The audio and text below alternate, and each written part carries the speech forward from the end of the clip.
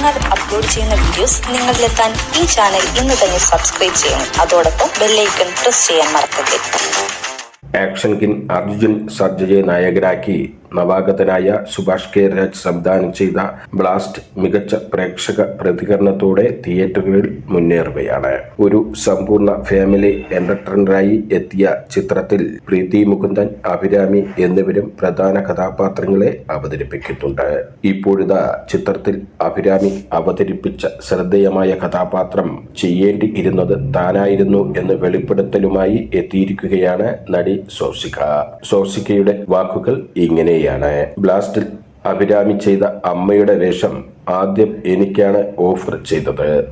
എന്നാൽ മറ്റു ചില ചിത്രങ്ങളുടെ തിരക്കായതിനാൽ എനിക്ക് ചെയ്യാൻ കഴിഞ്ഞില്ല.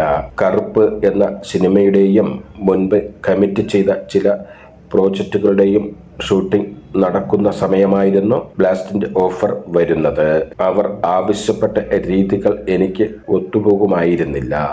എന്നാൽ ഇപ്പോൾ സിനിമ കണ്ട് തിരിഞ്ഞു നോക്കുമ്പോൾ അത് നഷ്ടപ്പെട്ടതിൽ ചെറിയ നിരാശ തോന്നുന്നുണ്ട്. അതുപോലെയൊരു ആക്ഷൻ സിനിമ ചെയ്യണമെന്ന് എനിക്ക് വലിയ ആഗ്രഹമുണ്ടായിരുന്നു. ഒരുപക്ഷെ ഞാൻ അത് ചെയ്തിരുന്നുവെങ്കിൽ കരിയറിൽ വലിയൊരു മാറ്റമുണ്ടാകുമായിരുന്നു.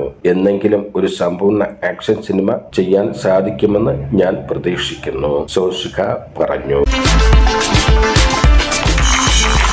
ഞങ്ങൾ അപ്ലോഡ് ചെയ്യുന്ന വീഡിയോസ് നിങ്ങളിലെത്താൻ ഈ ചാനൽ ഇന്ന് തന്നെ സബ്സ്ക്രൈബ് ചെയ്യണം. അതോടൊപ്പം ബെല്ലൈക്കൺ പ്രസ് ചെയ്യാൻ മറക്കരുത്.